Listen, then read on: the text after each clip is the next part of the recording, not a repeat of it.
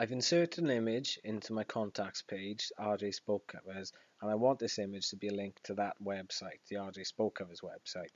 So if I click on the image, go to the website and copy the URL address, and then paste that into the link section and press enter.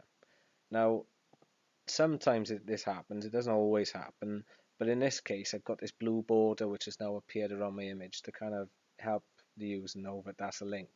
I don't want to have that blue border on it, so I'm going to click on the image, and where it says border at the bottom I'm going to put a 0 inside it, and it'll get rid of that border. Now, as I said, that doesn't always happen, but if it does, that's how you get rid of it. One other thing I want to do on this before I actually test it, I want to make the target open in a blank new tab, like you were shown on the hyperlinks or the links video.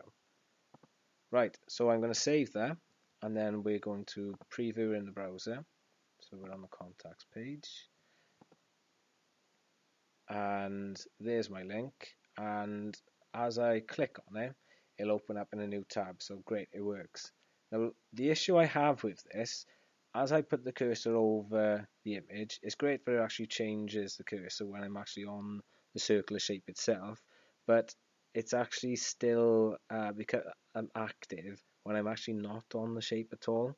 So to overcome this, or to get around it, I'm actually going to get rid of the link on the target,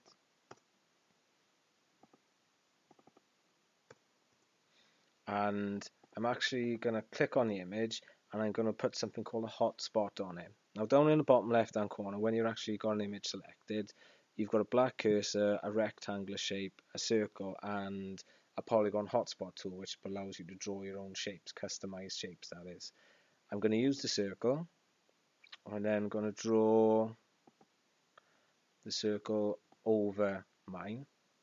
Now, it doesn't quite fit at this stage, so what I'll need to do is click on the black cursor and then just adjust the shape of it so it does cover the actual image itself. And as you can see, I'm not actually putting that hotspot over those corner pieces which were highlighting before. So as I did before, I'm going to put the link in. I've already got it copied, so I'm just going to paste it again.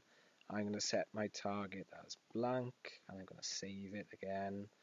And if I go back to my contacts page, I'll need to refresh it because I've made changes to it and I've saved this since I was last on this tab. And this time you'll see that the cursor, when I put it over those areas, it actually doesn't become active at all until I actually go over that circular shape which I put over the image. And that's, as I said, is what's called a hotspot.